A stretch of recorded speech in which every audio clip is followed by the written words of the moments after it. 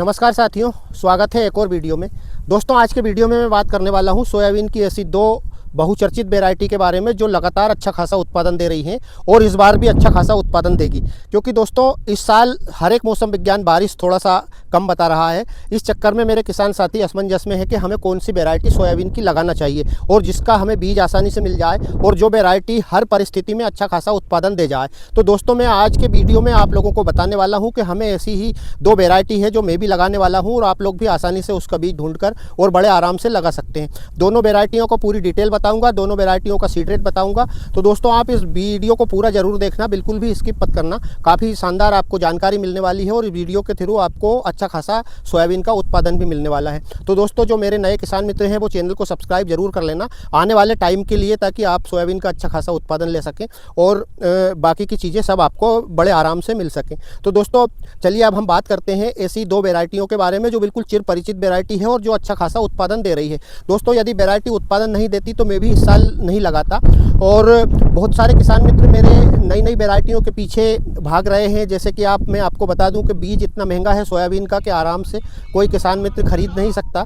तो दोस्तों, ऐसे में हमें करना क्या है कि हमें ऐसी वैरायटी जो बड़े आराम से मिल जाए और अच्छा खासा उत्पादन दे दे। तो दोस्तों, ऐसी वैरायटियों के बारे में मैं आप लोगों को इस वीडियो के माध्यम से बताने वाला हूं। तो साथियों, हमें करना क्या है कि जो हमारी चिर परिचित वैरायटी है, जैसे कि JS 2172 को आप ले लीजिए। JS 2172 एक इतनी शानदार वैरायटी है जो लगातार 4 साल 5 साल से अच्छा खासा उत्पादन देती चली आ रही है। दोस्तों, आपको बता दूं मैं इस वैरायटी के बारे में कि इसका हमें सीड रेट क्या रखना है और हमें इसका सीड प्रति एकड़ के हिसाब से कितना डालना है, स्पेस कितना रखना है। फिर मैं आपको NRC 150 वैरायटी के बारे में बता दूंगा। दोनों वैरायटियों का कंपेरिजन करेंगे कि दोनों वैरायटी हमें कितना उत्पादन दे सकती है और दोनों कैसी है, दोनों में अंतर क्या है। तो दोस्तों, मैं आपको पहले JS 2172 के बारे में बता दूं। आपने मेरे बहुत सारे वीडियो पहले भी देखे हैं, लेकिन असमंजस की स्थिति बनी हुई थी किसान मित्रों बीज चयन करने में कि भाई हमें इस साल इस वैरायटी को लगाना चाहिए कि नहीं लगाना चाहिए, या कोई सी नई वैरायटी लगाना चाहिए। बहुत सारे किसान मित्र नए नए बीज के पीछे भाग भी रहे हैं। अब क्या पता वो बीज ओरिजिनल है भी कि नहीं है, ऐसे में किसान ठगाता है। तो दोस्तों, JS 2172 को आप एक तो उसमें स्पेस का विशेष ध्यान रखें और दूसरी चीज़ आप उसका सीड रेट का विशेष ध्यान रखें। बाकी उत्पादन की गारंटी मैं ले सकता हूं। तो दोस्तों, मेरे ऐसे किसान मित्र जो पहले 12 इंच पे लगाते थे, 13 इंच पे लगाते हैं, यदि वो 2172 लगा रहे हैं तो आप फटाक से 14 या 16 इंच पे कर लीजिए आपकी मशीन को और आराम से लगा दीजिए। यदि आप 14 इंच पे लगा रहे हैं तो आपको फिर 35 किलो प्रति एकड़ के हिसाब से उसका सीड डालना है। और मित्रों, यदि आप 16 इंच पे लगा रहे हैं उसी वैरायटी को, तो आपको 40 किलो प्रति एकड़ के हिसाब से उसका सीड डालना है। और दोस्तों, उत्पादन की गारंटी मेरी है। यदि आप इस प्रकार से आप उस वैरायटी का सीड डाल रहे हैं और इतना स्पेस रख रहे हैं तो आपको अच्छा खासा उत्पादन दे देगी।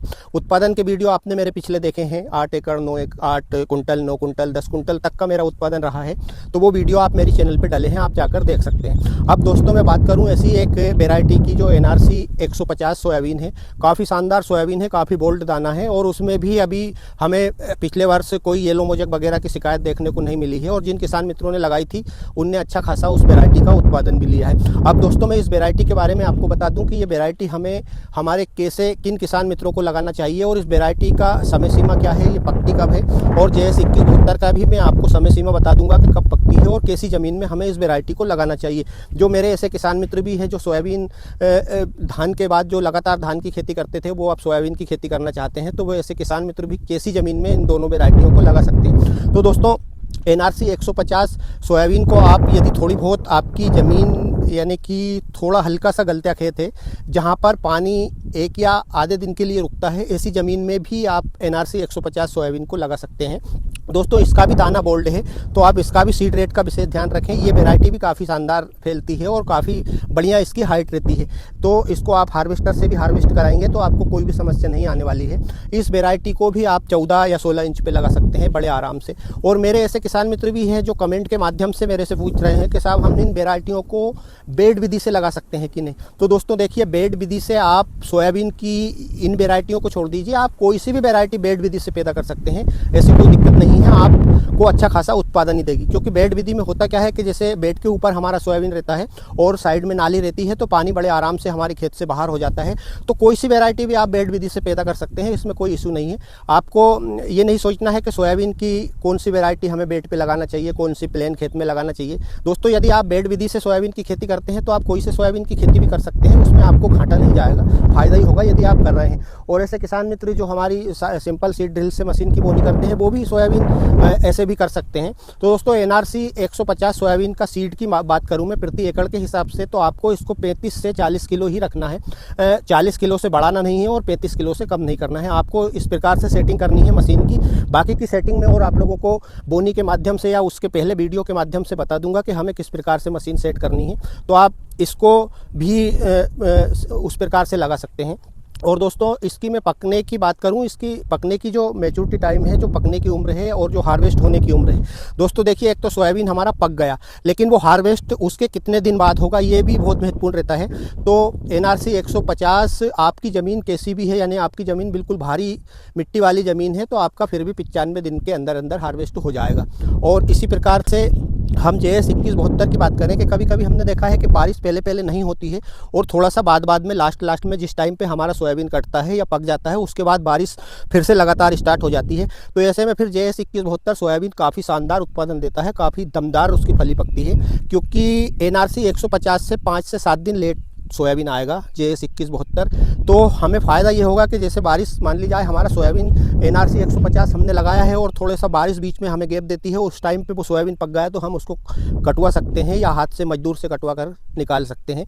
ऐसे में फिर आपने बहुत बार देखा होगा कि बारिश जो हमारी अर्ली मैच्योरिटी की वेराइटियाँ रहती है, हम उस वेराइटियों की हार्वेस्टिंग करा लेते हैं, उसके बाद फिर से बारिश स्टार्ट होती है, तो फिर जो पिछली मैच्योरिटी की वेराइटियाँ रहती है या मध्यम मैच्योरिटी की वेराइटियाँ रहती है वो भी हमारे किसान साथियों को अच्छा खासा उत्पादन दे सकती हैं। तो ऐसे में फिर हम उन वेराइटियों को जैसे ही बारिश बंद होती है तो हार्वेस्ट करा सकते हैं। अब JS 2172 की जैसे हम बात करें तो ना वो अगली है ना पिछली है, यानी कि हम उसको मध्यम मान सकते हैं।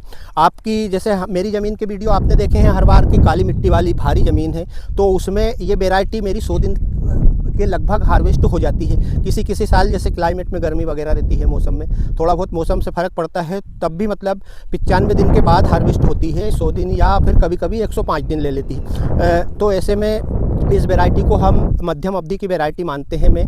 तो इसको भी मैं लगातार 4 से 5 साल से लगा रहा हूँ, आप लोगों ने मेरे वीडियो देखे हैं।